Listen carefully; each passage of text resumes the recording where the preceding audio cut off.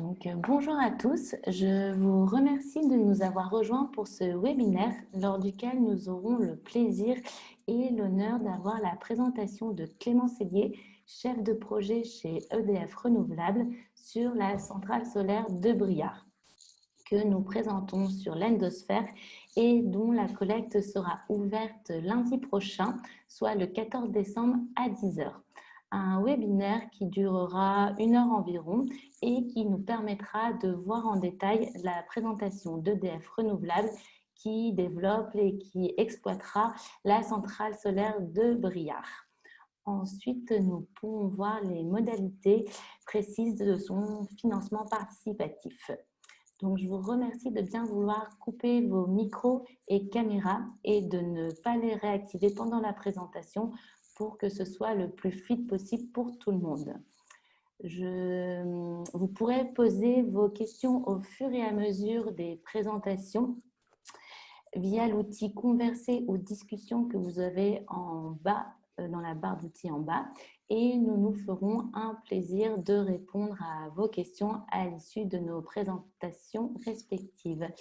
Donc Clément, je te laisse la parole. Bonjour à tous, merci Charlotte. Donc, bonjour à tous et tout d'abord merci à vous pour votre présence à ce webinaire afin de discuter justement, afin qu'on vous présente justement le projet de centrale photovoltaïque de Briare et donc les modalités de financement participatif. Je vais commencer tout d'abord par me présenter. Donc, je suis chef de projet chez EDF Renouvelables. Je travaille sur le développement de projets photovoltaïques et éoliens sur les régions Centre-Val de Loire et Bourgogne-Franche-Comté. Et donc, je suis en charge justement du développement du projet de centrale solaire de Briare, donc sur la commune de Briare dans le Loiret. Concernant la présentation de la société EDF Renouvelable, c'est une filiale 100% EDF, comme son nom l'indique, qui est présente à la fois en France, mais également à travers le monde, avec une expertise multifilière, tout d'abord sur la partie éolien qui représente à peu près 77% aujourd'hui de notre activité, mais une activité de plus en plus grandissante sur l'énergie solaire qui est aujourd'hui à environ 21% de nos activités et qui est en forte croissance en France et dans le monde. Voilà, donc concernant on vous a mis on va revenir juste à la slide d'avant, s'il te plaît, Charlotte. Oui, simplement pour parler un petit peu des chiffres au niveau mondial. Donc, vous avez quelques chiffres sur la partie gauche de cette slide, donc avec un chiffre d'affaires d'environ 770 millions d'euros au niveau mondial, avec donc des capacités brutes en service qui s'élèvent à un peu plus de 13 000 mégawatts bruts, donc au niveau international, et donc aujourd'hui quasiment 6 000 mégawatts bruts également en construction. Donc ce qui représente également sur les aspects exploitation et maintenance, en gestion d'actifs de notre côté, environ 15 000 mégawatts bruts. Voilà. Aujourd'hui, donc ça, ce sont les chiffres en 2020. Concernant donc du coup un peu plus la partie française, on est un acteur qui est présent depuis 2008 sur le territoire national, avec les premières centrales qui ont été construites à cette époque-là. Et donc aujourd'hui, on a développé et construit plus de 55 centrales solaires en France, qui représentent un peu plus de 800 mégawatts au niveau national. Tu peux passer donc à la suivante, s'il te plaît, Charlotte. Oui, pardon. Merci. Voilà, concernant les ambitions, tout d'abord du groupe EDF, parce que voilà, on est une filiale du groupe EDF.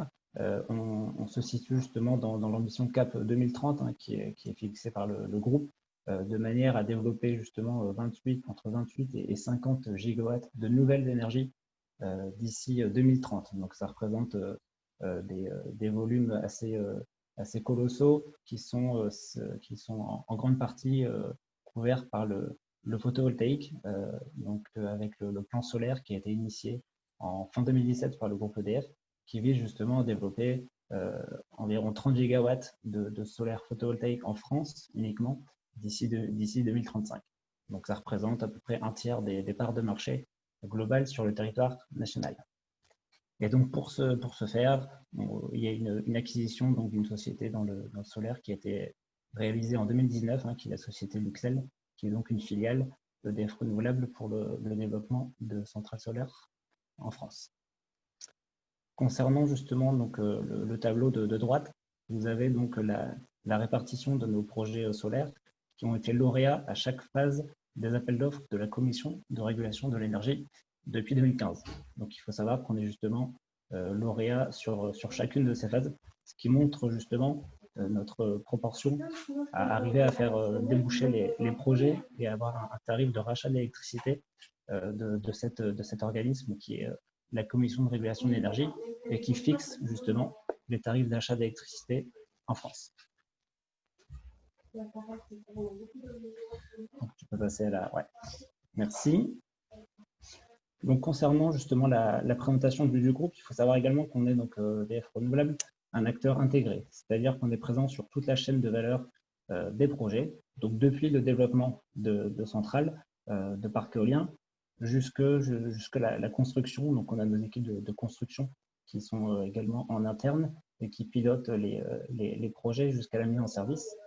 Et une fois que la centrale est mise en service, on a également des équipes d'exploitation, maintenance et de gestion d'actifs qui s'occupent de la centrale photovoltaïque sur toute la durée de vie de la centrale qui est estimée à environ 30 ans. Donc, on est vraiment présent de A à Z sur toute la chaîne de valeur du projet.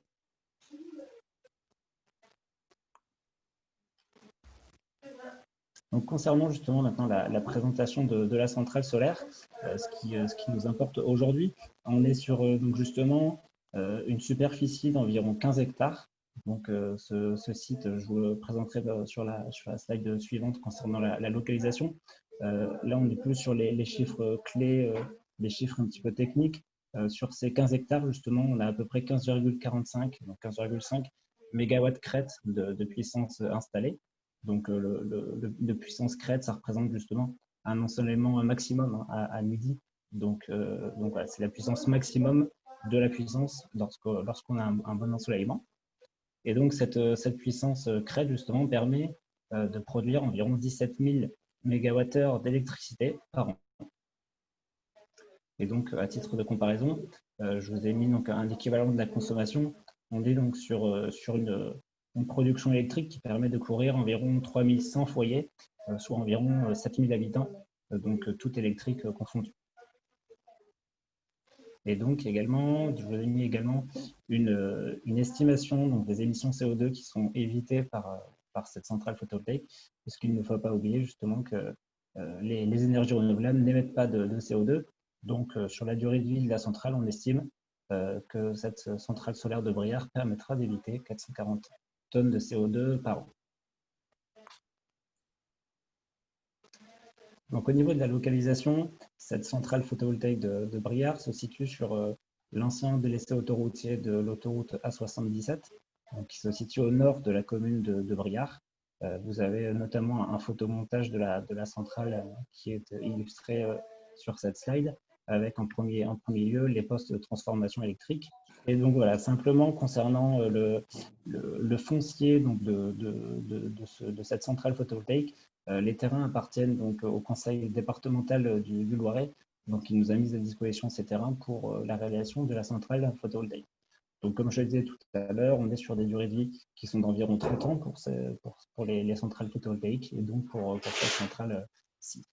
En sachant que justement au niveau du planning du projet, le projet a été initié en 2017 donc par nos équipes de développement avec un permis de construire qui a été déposé en 2018 après un an d'études.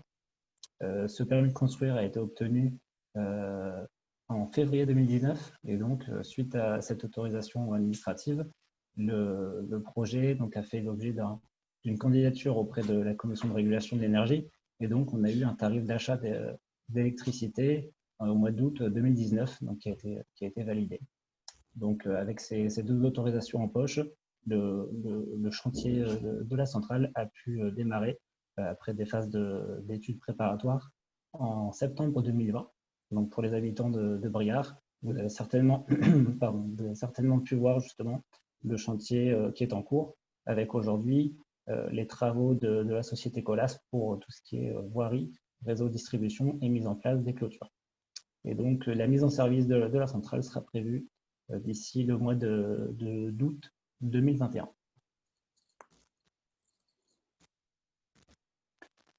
Donc, concernant le financement participatif, qui est l'objet justement de cette réunion également, de ce webinaire, aujourd'hui, EDF Renouvelable travaille beaucoup justement avec l'Endosphère pour ce financement participatif. On a aujourd'hui 11 projets qui ont été présentés par EDF Renouvelable avec l'Endosphère, dont 2 projets en cours de collecte et 4 qui sont à venir, dont celui-ci, donc à partir du 14 décembre. Aujourd'hui, la part de financement participatif qui a été réalisée sur les projets avec l'Endosphère est d'environ 1 150 000, dont 300 000 euros qui sont en cours de collecte. Et donc, à cela viennent s'ajouter également les 4 collectes qui vont arriver. Donc, voilà. Après, je passe sur les investisseurs, comme ça vous avez l'information. Ce qu'il faut également savoir, c'est donc justement pourquoi aujourd'hui on réalise ce financement participatif. C'est pour justement permettre aux riverains d'être intégrés au projet. Donc on partage justement les retombées économiques du projet avec les collectivités du territoire et les habitants. Donc on les place au centre du projet. Ce financement participatif permet également aux riverains de mieux appréhender le projet, de faire connaître justement ce projet d'énergie renouvelable sur le territoire. Et ça permet également justement d'accompagner les collectivités dans la transition énergétique, donc que ce soit les communes, les comités de communes, et les départements et même au niveau régional. Et donc ce sont justement des projets qui ont du sens, des projets d'énergie renouvelable avec des énergies inépuisables qui permettent justement de produire de l'électricité renouvelable localement sans pour autant émettre de CO2. Merci beaucoup Clément pour cette présentation très précise d'EDF Renouvelable et de la centrale de Briare et pour cette transition vers le financement participatif.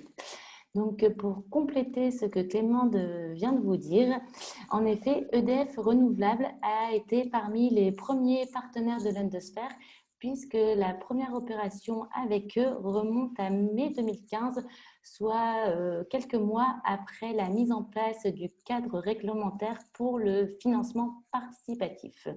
Donc, EDF Renouvelable a toujours accompagné, a toujours été très dynamique sur le sujet du financement participatif. Pour le financement participatif dans une logique de sensibilisation et de visibilité pour les projets, mais surtout d'ancrage territorial et de partage des retombées sur les territoires. Donc, si vous avez des questions sur les caractères techniques, le calendrier, les autorisations ou encore le fonctionnement de la centrale, n'hésitez pas à poser vos questions via l'outil Converser. Donc, alors... Voilà. Je prends donc la suite pour vous présenter très brièvement l'Endosphère.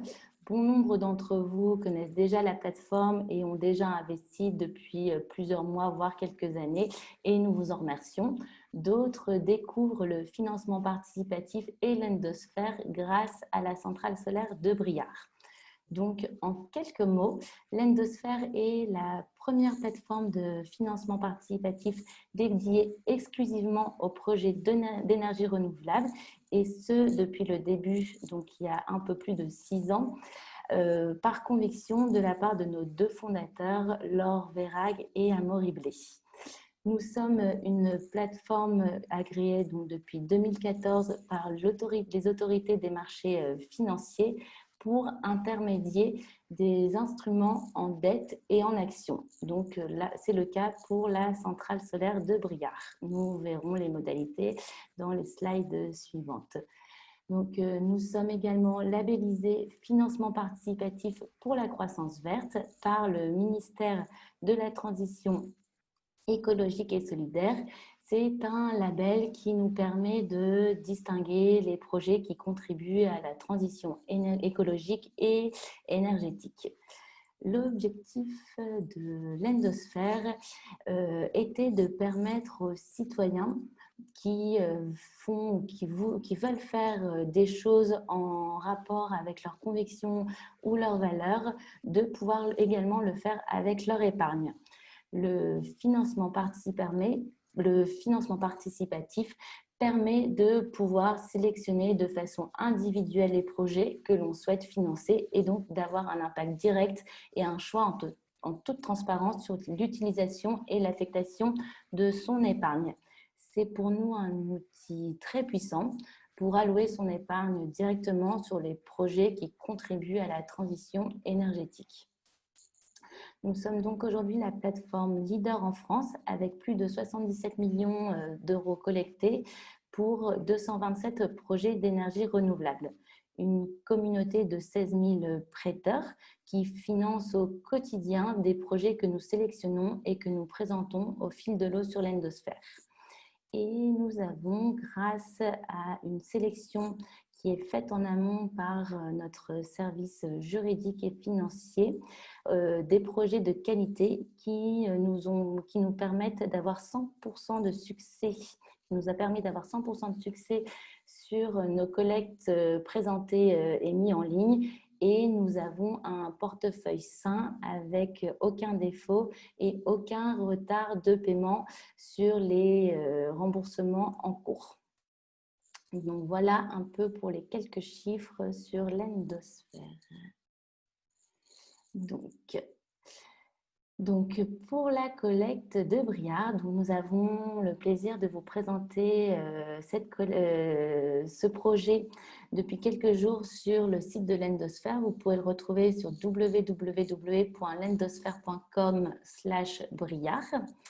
Vous pourrez y retrouver un certain nombre d'informations que nous détaillerons par la suite en prévision de l'ouverture des souscriptions qui aura lieu le 14 décembre prochain à 10 h. Cette collecte donc sera réservée en priorité pour les habitants de la communauté de communes de Berry-Loire-Puissé dans la logique d'ancrage et de partage des retombées sur le territoire que nous venons de détailler avec Clément. À partir du 30 décembre, la collecte sera élargie et à l'ensemble des départements du projet, donc le Loiret et des départements limitrophes. Donc, toutes les personnes qui possèdent une résidence principale ou une résidence secondaire dans un de ces départements est éligible.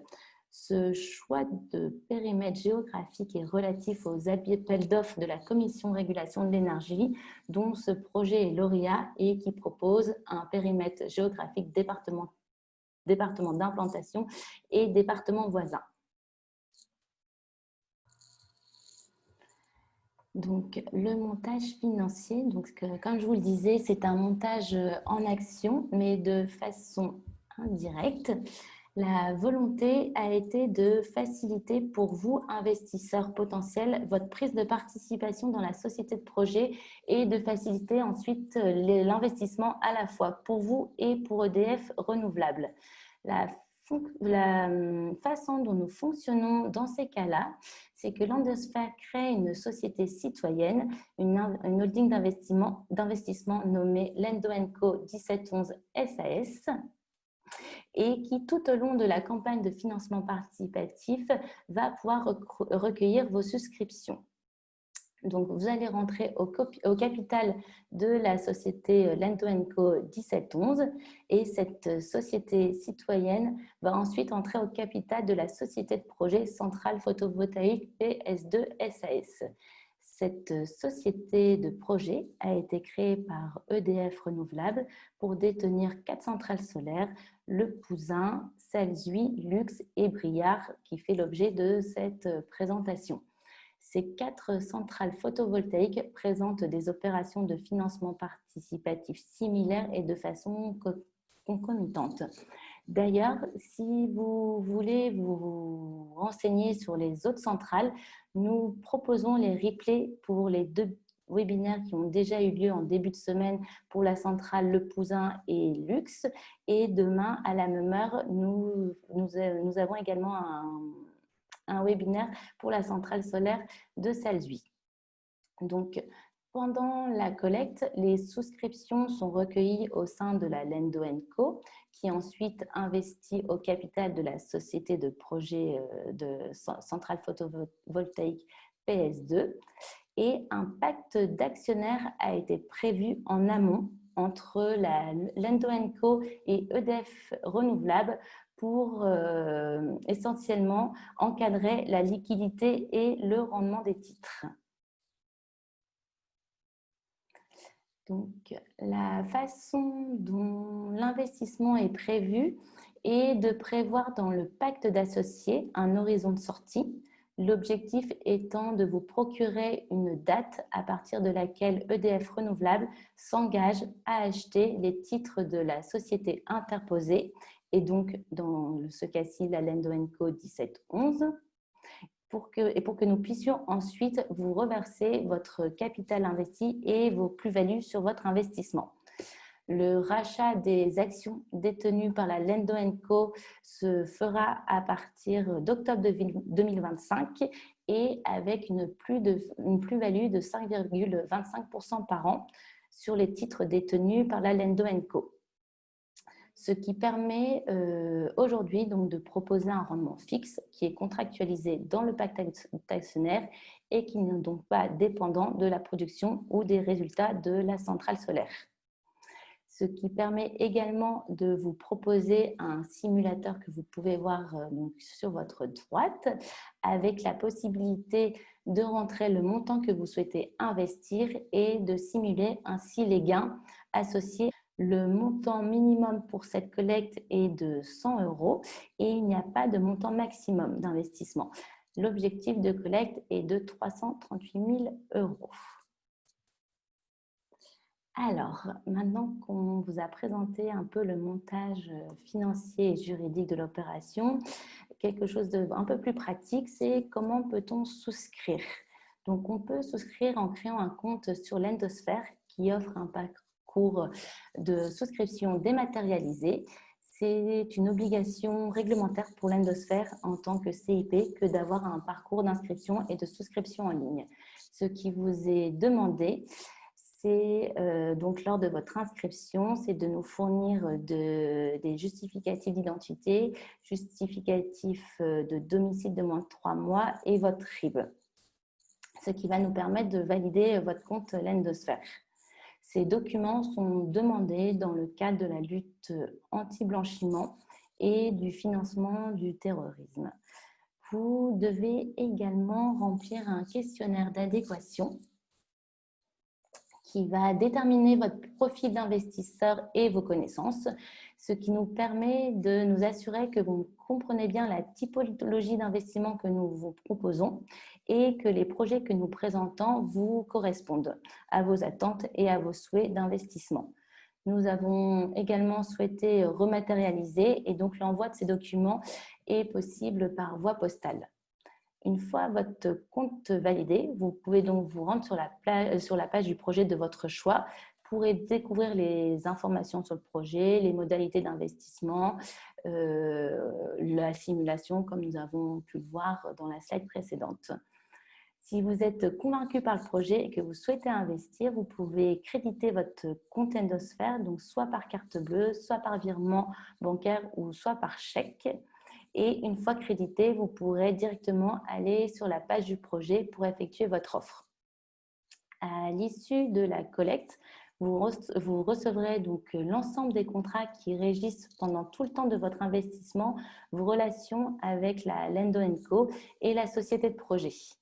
Pendant le temps de votre investissement, nous vous communiquerons avec EDF Renouvelable toutes les actualités que nous pouvons avoir sur la centrale solaire de Briare. Donc, en 2025, lorsque votre capital et votre plus-value seront reversés sur votre compte Endosphère, vous pourrez soit les débiter sur votre compte bancaire, soit les réinvestir dans un nouveau projet qui sera présenté sur l'Endosphère. Toutes les modalités, que ce soit pour l'inscription, la gestion, sont gratuites pour les investisseurs. Donc, c'est le moment des questions. Donc, je vais voir si donc on en a plusieurs. Merci beaucoup. Donc, je vais commencer par la première question. Alors,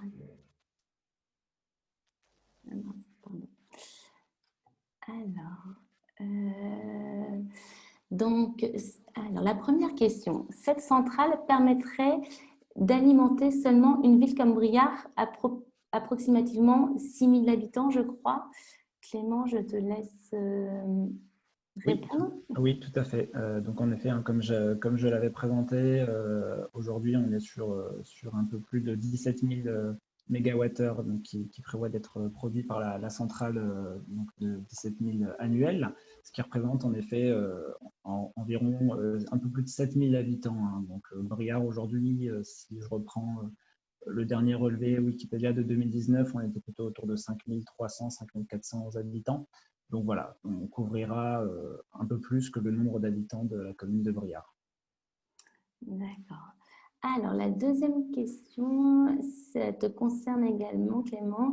Quelles sont les éventuelles oppositions que le projet pourrait rencontrer vers politique, riverains? Alors, donc vis-à-vis de ce projet, les éventuelles oppositions que le projet pourrait rencontrer, c'est plutôt les oppositions qu'il aurait pu rencontrer, étant donné qu'en fait, le projet, donc du coup, un permis de construire a été déposé pour ce projet, donc comme je l'ai expliqué en 2018. Donc une fois que ce permis de construire a été autorisé par l'administration, il y a eu une phase justement de recours qui a été une phase de recours, une phase d'affichage en fait pendant laquelle il aurait pu y avoir des recours s'il y avait eu une opposition au niveau du projet. Sur ce projet, il n'y a eu tout simplement aucun recours donc sur l'affichage du permis de construire. Le projet a été très bien accepté, hein, que ce soit par les collectivités locales que sont la commune de Briare qui a toujours supporté le projet, mais également la communauté de communes et puis également le département qui était propriétaire des terrains. Donc il y a toujours eu justement un réel soutien de ces collectivités. Et vis-à-vis des riverains, c'est pareil au moment de l'enquête publique qui a été réalisée pour ce projet durant la période d'instruction du projet, donc en 2018. Il y a eu justement, il n'y a pas eu d'opposition au projet à ce moment-là. Je ne sais pas si ça répond à votre question, mais donc voilà, ce projet a été très bien accepté localement. Merci Clément. Alors, la prochaine question est: quel est le coût carbone de développement de ce type de centrale comparativement au coût carbone de construction de centrales conventionnelles? Alors, le coût carbone de ces centrales, alors je ne vais pas avoir un chiffre à vous donner aujourd'hui. Simplement, ce qu'il faut avoir en tête, c'est que le coût carbone est en grande partie lié à la fourniture des modules photovoltaïques donc qui consomment justement du CO2, enfin, disons, qui sont construits et donc justement leur construction émet du CO2. En revanche, ce qu'il faut vraiment bien avoir en tête, c'est que le temps de retour énergétique, le temps de retour carbone d'une centrale photovoltaïque de ce type, elle est de 1 à 3 ans. C'est-à-dire qu'au bout des 3 ans, on sait que toute l'électricité qui a été produite et donc les émissions de CO2 évitées au bout de ces années-là compense les émissions CO2 qui ont été émises pour la construction de la centrale. Donc derrière, pour le reste des années jusqu'aux 30 ans, on n'est que sur du gain, sur du positif vis-à-vis des émissions CO2. D'accord. Alors, la prochaine question: la participation de chaque investisseur peut-elle être limitée en montant? Je vois parfois 1000 participants pour un projet à 1 million d'euros, ce qui équivaut à plus de 1000 euros d'investissement par participant. Donc, en effet, selon les modalités de chacune des collectes, il est possible de limiter le montant. Donc là, pour le cas de Briare, il n'y a pas de montant maximum par prêteur. Par contre, c'est au vu du montant à collecter de 338 000 euros, mais c'est vrai que pour la collecte de luxe ou la collecte du Pouzin, il a été décidé avec EDF Renouvelables de limiter l'investissement à 10 000 ou 5 000 euros par prêteur. Alors ensuite, il y a-t-il un système d'alerte par SMS au moment de l'ouverture des souscriptions le 15 et le 30 décembre? Donc non, malheureusement, nous n'avons pas de système d'alerte, mais nous envoyons un mail d'ouverture, soit dans notre newsletter globale, soit une newsletter adressée aux éligibles du projet. Voilà. Ensuite, la prochaine question. EDF ayant 60% du capital, les investisseurs n'ont donc pas de champ décisionnaire sur leur investissement. Alors, je pense que c'est une question qu'on peut répondre tous les deux, peut-être Clément. Tu veux commencer ou je te laisse commencer, je complète au besoin si tu veux. Ça marche, pas de souci. En effet, donc la Lendo & Co entre au capital de la société de projet à hauteur de 40% pour pouvoir laisser EDF libre, mais toujours en ayant quand même une part décisionnaire, de leurs décisions dans le projet et tout ça dans l'intérêt des actionnaires. Oui, pour compléter, donc c'est vrai que vis-à-vis du cahier des charges de l'appel d'offres de la Commission de régulation de l'énergie, l'investissement participatif justement peut se faire jusqu'à 40% de l'investissement en fait du projet. Donc EDF Renouvelable conserve justement 60% et donc justement ce qui est logique qu'on conserve justement les champs de décision sur ce projet. Et ce qu'il faut également noter, c'est que EDF Renouvelable justement sera là sur toute la durée d'exploitation de la centrale, hein, comme je l'ai évoqué. Donc la société interposée, donc SAS Centrale Photovoltaïque PS2, qui est une filiale de EDF Renouvelable, sera bien justement gérée et l'exploitation et la maintenance seront réalisées par nos équipes. D'accord, donc merci. Alors, quel est l'intérêt d'un investissement en actions plutôt que des obligations classiques puisque le prix de rachat est connu? Donc, comme on vous le disait, c'est la centrale solaire de Briare est lauréate de l'appel d'offres de la Commission de régulation de l'énergie pour avoir le bonus de 3 €.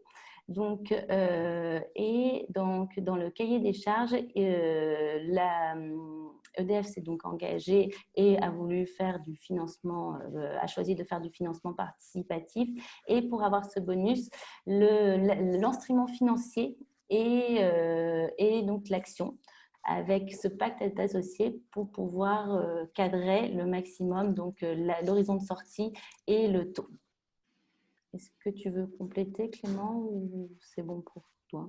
Oui, non, je pense que c'était bien répondu à la question. Si je suis audible, bonjour à tous, c'est moi qui ai posé la question. C'est la question qui arrive derrière. Pouvez-vous réexpliquer ce qu'est le bonus de 3 € et 3 € pour combien? Alors, ça je vais pouvoir vous répondre. Le bonus de 3 € du mégawattheure, c'est justement un bonus qui est attribué dans le cadre du cahier des charges justement de l'appel d'offres de la Commission de régulation de l'énergie, qui vise justement à favoriser le financement participatif pour les projets d'énergie renouvelable, que ce soit l'éolien, photovoltaïque. Et donc, si justement le porteur de projet fait appel à ce financement participatif et permet justement aux investisseurs de rentrer jusqu'à 40% de l'investissement de la société projet, dans ce cas-là, il y a un bonus automatique de 3 € du mégawattheure. Donc, qui est attribué sur le prix de revente de l'électricité, donc annuellement. En sachant que le prix de revente aujourd'hui de l'électricité, on est sur des fourchettes au niveau des derniers appels d'offres qui se situent entre 50 et 65 € du mégawattheure. Donc après, je vous laisse faire la règle de 3 pour savoir à peu près combien ça représente sur le prix global. Merci Clément. Est-il possible de conserver les actions et de bénéficier de dividendes? Il y a un pacte d'associés et d'actionnaires qui a été signé en amont et qui encadre donc l'horizon de sortie. Et donc l'horizon de sortie, ce qui se fera entre octobre 2025 et décembre 2025. Alors la question d'après, c'est en cas de décès de l'investisseur, comment ça se passe pour les héritiers s'ils n'ont pas connaissance de l'investissement effectué? Alors, pour l'instant, nous allons mettre en place, et c'est vrai, c'est quelque chose qu'on a vu et qui va bien être mis en place sur notre plateforme Lendosphère dans les jours, dans les semaines qui arrivent. Donc, vous pouvez rentrer dans votre espace personnel une sorte de case in emergency, donc le nom d'une personne qu'on peut contacter. Et après, sinon, c'est à vous de pouvoir prévenir vos héritiers de votre compte Lendosphère, qui a une existence de ce compte Lendosphère. Et à ce moment-là, ce qui se passe, c'est s'il y a un décès, ces personnes nous contactent et nous nous mettons en relation avec les notaires pour pouvoir effectuer les transferts de titres. Donc, la question d'après, niveau retombées économiques, y a-t-il une rente annuelle suite à la vente d'énergie? Si oui, quel montant pour 100 € investis? Clément, je te laisse. Alors, niveau retombées économiques, y a-t-il une rente annuelle suite à la vente d'énergie? Alors, je ne suis pas sûr de bien comprendre la question par rente annuelle, ce que vous comprenez. Simplement au niveau du financement participatif, justement, l'argent investi est investi, c'est quelque chose de fixe qui ne dépend pas du tout du volume de production d'électricité, donc du parc. Donc voilà, c'est pas du tout indexé sur la vente d'énergie. Je ne sais pas si ça répond à votre question. Sinon, dites-le moi. Alors, on pourra peut-être revenir sur cette question. Oui, pardon. Pardon, excusez-moi. Non, en fait, ce que je veux savoir, c'est ce qu'il y avait pas une rente, mais entre guillemets un bénéfice sur l'investisseur concernant la vente de 1 mégawatt. Par exemple, vous dites 50 € le mégawatt. Est-ce qu'un investisseur, par exemple, si on met 100 €, est-ce qu'il a droit à une partie de ce bénéfice vendu, quoi? Ah oui, non. Ouais. Parce que le niveau retombée économique, c'est ce qui, pour moi, a plus de sens que les 250 € au bout de 5 ans, quoi. Oui, d'accord, je comprends. C'est plutôt savoir, est-ce que vous allez peut-être bénéficier d'un prix de vente peut-être moins cher au niveau local? Aujourd'hui, non, c'est pas le cas. C'est-à-dire que toute l'électricité qui est produite par la centrale est revendue et est acheminée au poste source le plus proche. Donc, c'est le poste source de Briare, qui est à 2 km. Et donc, ensuite, l'électricité produite est réinjectée sur le réseau local. Donc, on a tendance à dire que l'électricité est un peu fainéante. C'est-à-dire qu'elle va, elle va au plus court par rapport à ce poste source, donc alimentera en premier lieu les habitants de Briare et alentours. Par contre, il n'y aura pas de répercussion justement sur le prix d'achat de l'électricité. Donc pour les habitants, ça reste sur le prix de rachat d'électricité. Pour les habitants est vraiment fixé au niveau national par les tarifs que vous pouvez souscrire avec les opérateurs. Merci Clément pour ta réponse. Quelle est la durée de vie des panneaux installés? Alors, la durée de vie des panneaux installés, donc, elle est d'environ 30 ans. Aujourd'hui, on a des garanties fournisseurs qui sont justement d'environ 30 ans, en sachant que justement les rendements des panneaux sont conservés à des taux importants, c'est-à-dire que on est sur encore un peu plus de 85% de rendement des panneaux au bout d'environ 25 ans. Donc voilà, la durée de vie aujourd'hui, elle est de ce type-là.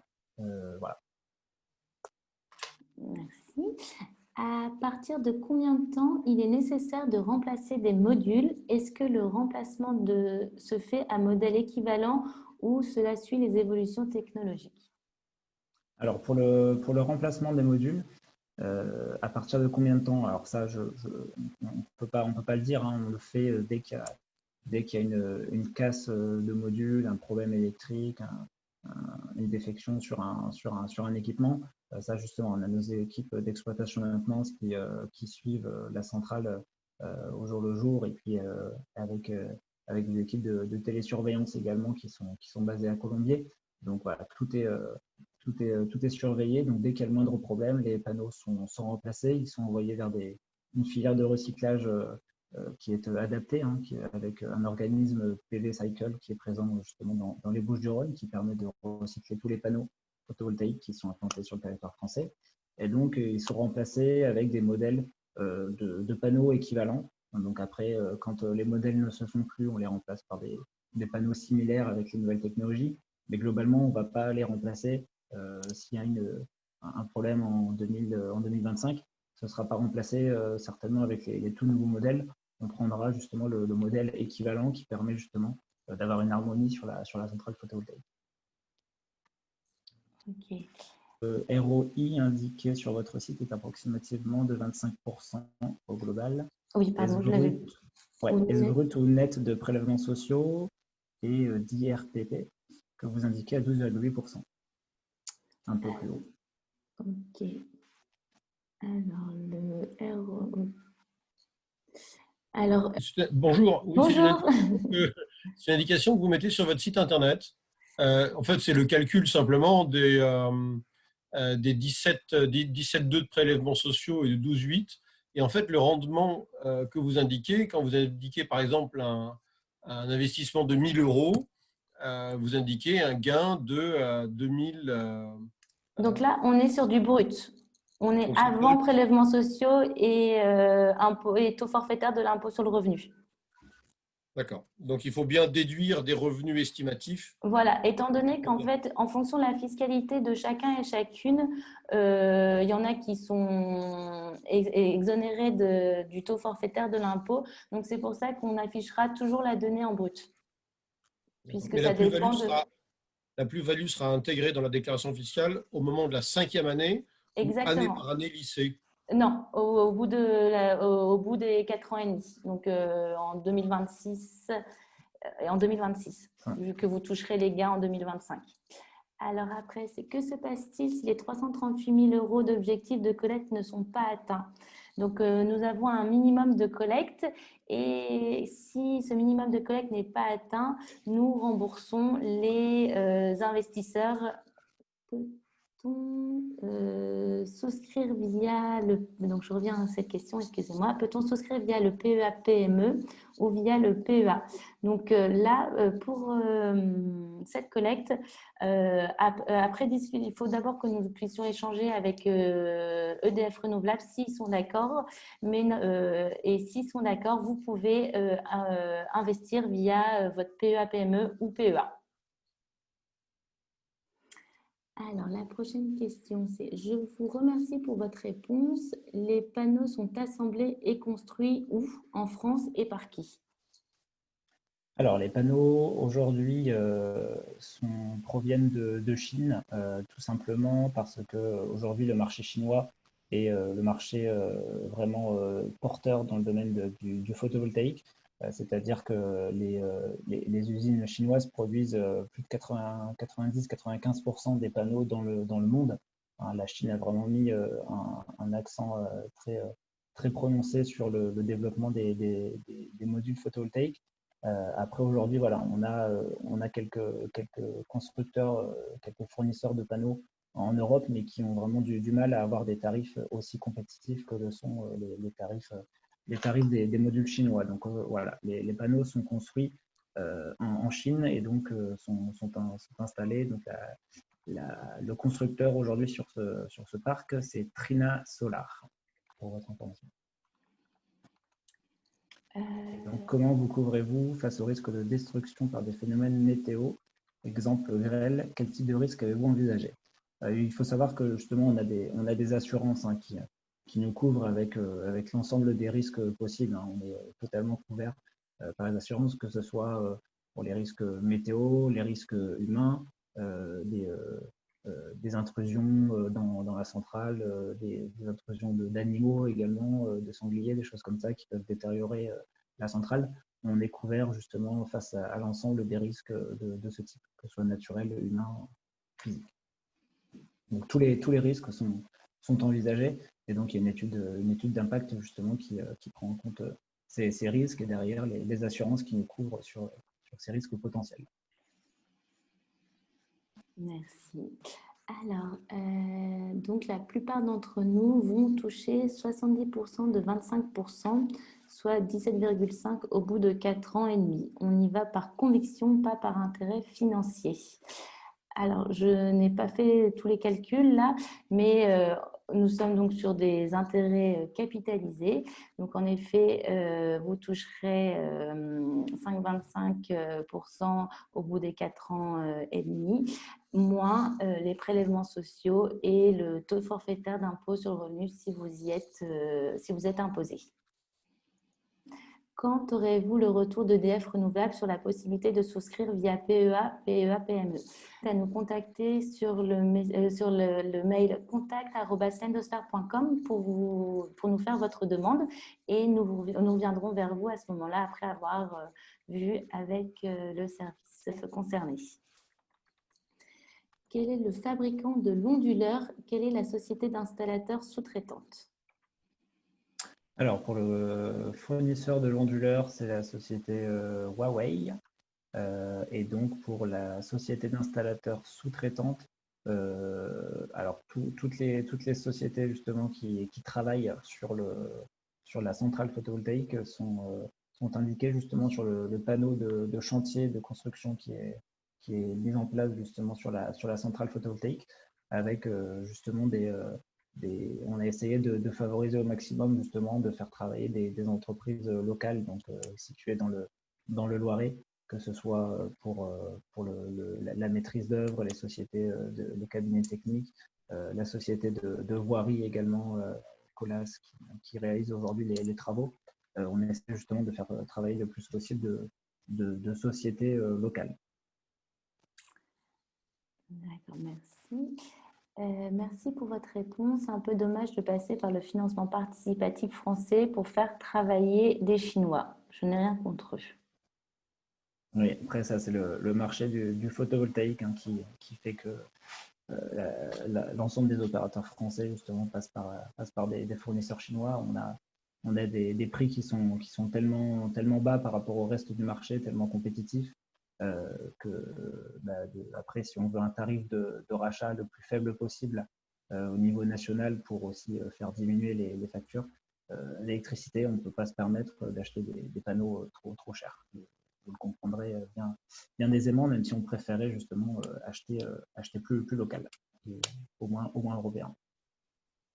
Merci. Alors, la collecte est-elle ouverte aux personnes morales? Donc, oui, sous réserve de l'accord au préalable d'EDF Renouvelable. Et pour cela, il faut que, 100%, que les actionnaires soient éligibles via leur domicile. Donc, 100% des actionnaires soient éligibles et une résidence dans le département d'implantation ou département limitrophe. Alors, on a une autre question. Donc, c'est pourquoi avoir ouvert en 2 temps avec autant de jours d'intervalle le financement sur l'endosphère? Alors, pourquoi? Donc, c'est vrai qu'il y a une volonté, comme on vous l'a expliqué avec Clément, de la part d'EDF Renouvelable de permettre aux riverains du projet d'être privilégiés et donc d'avoir cette collecte réservée pour eux. Pendant un certain temps. Pourquoi 2 semaines? Parce qu'il est vrai qu'il y a des prêteurs, des investisseurs qui connaissent le financement participatif ou qui connaissent l'endosphère et nous allons avoir également des nouveaux investisseurs. Donc le temps qu'ils puissent comprendre le financement participatif, comprendre également comment fonctionne notre plateforme, c'est pour ça qu'il a été décidé de leur laisser 2 semaines pour pouvoir investir dans le projet.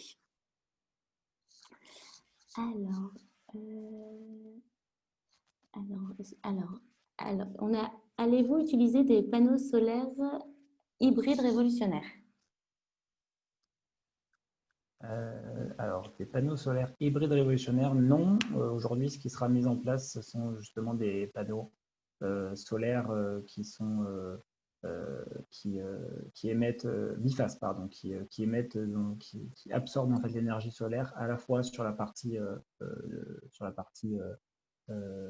avant en fait du module, mais également sur la partie arrière parce qu'on a justement la luminosité qui réfléchit sur le sol, qui peut aussi être captée. Donc voilà, aujourd'hui, on a des systèmes comme cela, donc ce qui permet d'augmenter aussi un petit peu le rendement des panneaux. Merci Clément. Si la mise en service prévue en août, est-ce que cela aura un impact sur notre investissement? Donc non, ça n'aura pas d'impact sur votre investissement. Donc si vous allez sur la page du projet, vous pouvez voir une frise chronologique. Donc nous avons la période de collecte qui va de mi-août à mi-février. Nous allons avoir l'entrée au capital en avril. Et donc, c'est à partir du moment où vos investissements vont commencer à travailler. Et comme on vous le disait, le taux est contractualisé dans le pacte d'actionnaires. Donc, en aucun cas, les résultats d'un central auront effet sur ce taux. Le siège social de Landesfer est-il en France? Oui, nous sommes basés à Paris.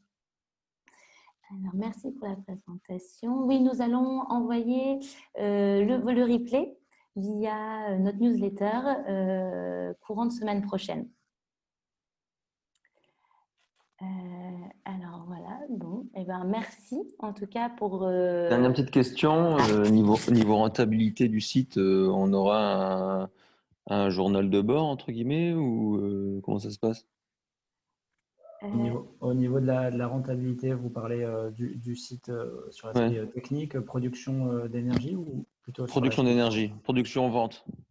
Alors sur l'aspect production d'énergie, aujourd'hui, il n'est pas prévu de faire